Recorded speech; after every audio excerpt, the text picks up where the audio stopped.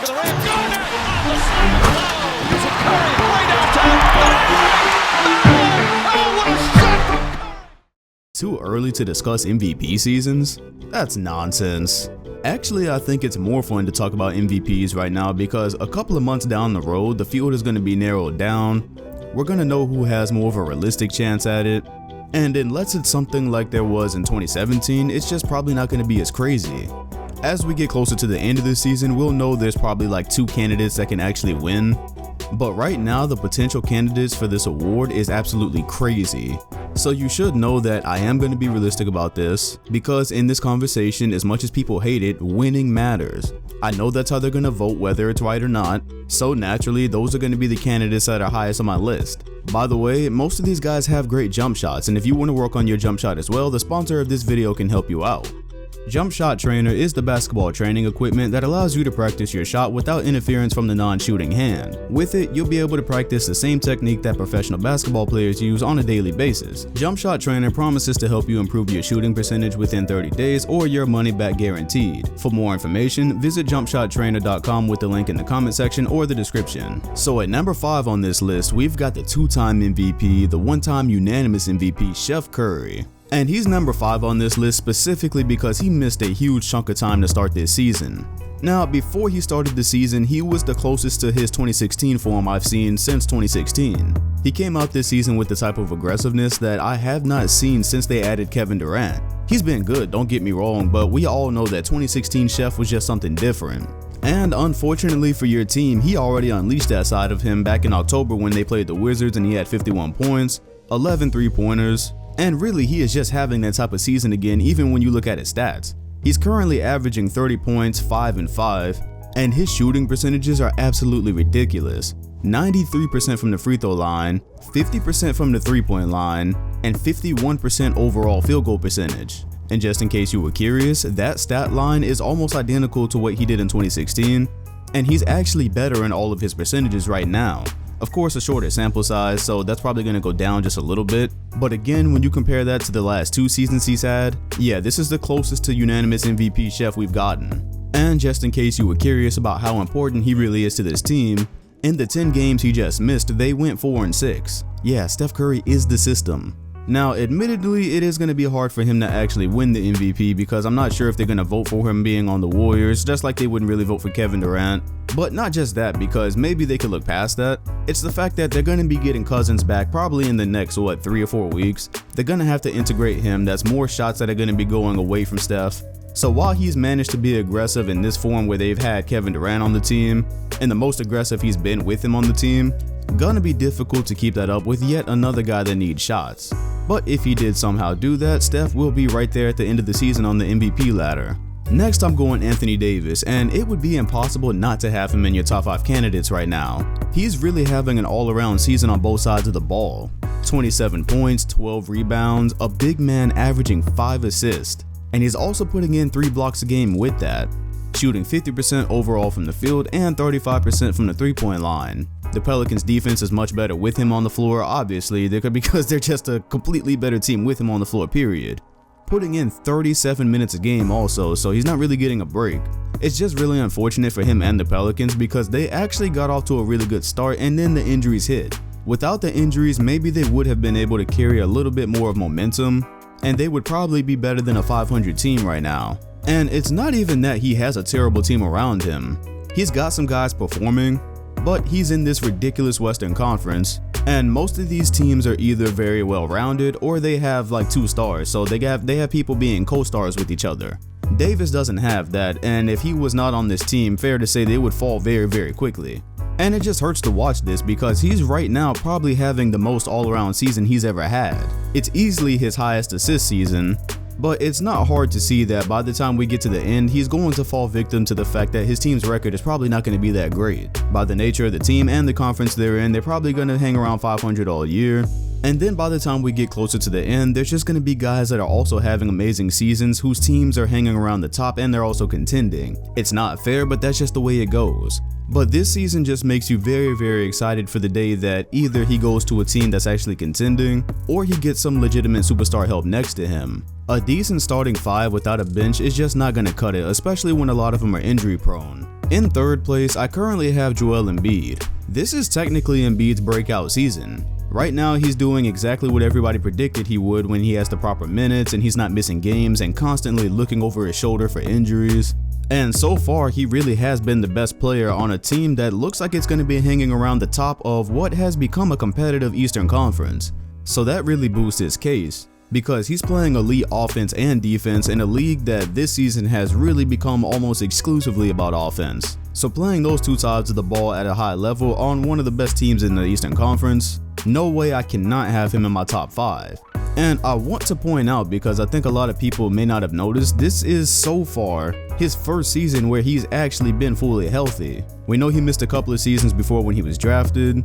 Then you have 2017 where he only played 31 games, he was playing 25 minutes every night. Last season he played 63 games at only 30 minutes per night. And so at the time of this video, and knock on wood, hope it stays this way, he's played all 26 games, and he's averaging 34 minutes a night. So yeah, Embiid has finally been unleashed on the league at full strength. And just watch out for this guy in the future, because he's posting the same stats as some veteran superstars in his third season. He's just like me and a lot of people said he would be. You have a center, and there's really not one thing he can't do on the floor. He can knock down a shot from anywhere, get to the free throw line, crazy footwork, plays in the post, defends the post, rebounds. Like, what else can you even ask him to do?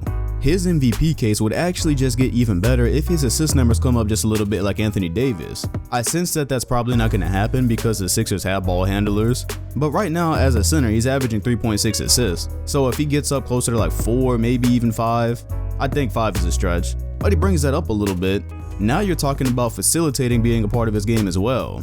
But as it stands for the moment, he is currently top 10 in scoring, rebounding, and blocks in the entire league. Same thing for Anthony Davis, by the way, I did not mention that for him, but with Embiid being on a team that is likely going to be contending, we all know that's who the higher vote would actually go to. So at number 2, and you guys are about to start throwing fireballs at me, but this is where I am placing Giannis. Now I do want to point out that this is more like a 1A and 1B type situation, but I am not going to cop out with that, so I'm just going to say what I feel. Anyways, this is all going to be positive, so it really doesn't matter. Just like Embiid has been unleashed, Giannis has really been unleashed. And it's funny because I saw this coming earlier this season when I was, or not even earlier this season, but before the season when I was playing 2K. As funny as it sounds, I played with the Bucks a couple of times, and the first thing I said was they are going to be a tier 1 team because they were actually in tier 2 online.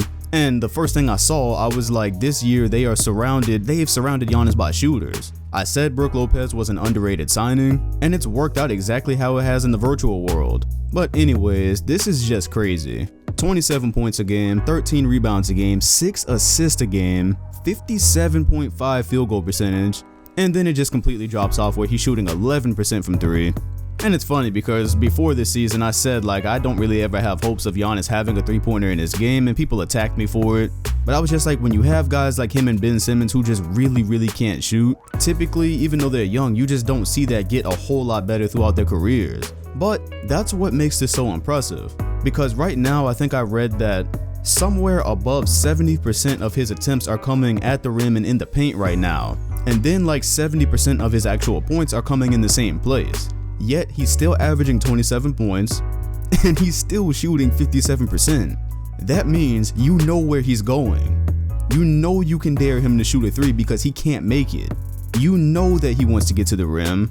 So it's on the scouting report. They know where Giannis is going every night and they still can't stop him. Now, of course, I'm not saying that like it should be easy or anything. He is actually a demigod. I saw him last night literally back down Blake Griffin and then dunk on him. So he is currently leading this 16-7 Bucks team in points, rebounds, assists, steals, and field goal percentage. Yeah, he's the catalyst behind this season, no doubt. And really what strikes me is the timeliness of this performance. I kinda sense that Giannis was just now getting into that mode where people are actually gonna start expecting things from him. This is his 6th year and we've been talking about his potential basically since like 2015. The team really disappointed last year by going out in the first round against a Boston team that nobody was expecting anything from. So I really felt that this was the season that, okay, Giannis has to come in and be dominant, but he also has to be the catalyst behind this team actually being feared. So it can't just be this thing where, oh yeah, Giannis is playing good, that's cool. No, the Bucks need to actually be a great team. And that's what's happened. They got the great personnel around him, the perfect personnel around him, and he is doing the most he can with it. And he is good for at least once a night on Twitter whenever he's playing. He's doing what I call glitch highlights. Like, some of the things he does really look like glitches from 2K. You know, back in the day when you used to create demigods, like they'd be like 7 feet tall and they could do everything. And so when they dunked, the animation would look like it just wouldn't look real. Yeah, that's Giannis every night. I made a video almost 2 years ago now saying that I was picking Giannis as my face of the league once LeBron was gone. And so far, I do not feel bad about my decision. The only difference is back then I was talking about if he developed a 3-point shot, but so far he's showing he does not even need one. It'd be nice if it was respectable, because then he would, I don't even know, that takes this whole thing to another level. But again, it goes back to the point that people know where he's going every night and they still cannot do anything about it. So yeah, that is 1B really for me. And then there is 1A in Kawhi Leonard. And I'm actually really salty that I watched the Raptors so much. And I just keep thinking to myself, like, is there anything that Boston could have done to get this guy? So far, it's kind of as simple as Kawhi is the best two-way player in the league on the best team in the league.